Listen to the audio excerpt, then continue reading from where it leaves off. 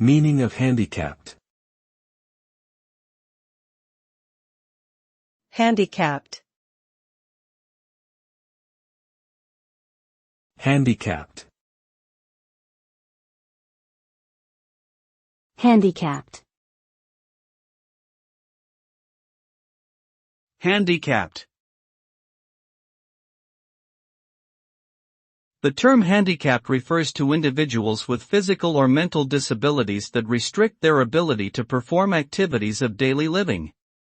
Such disabilities can include blindness, deafness, cognitive impairment, or mobility impairments, among others. These individuals may require special accommodations such as wheelchair ramps or sign language interpreters in order to participate fully in society.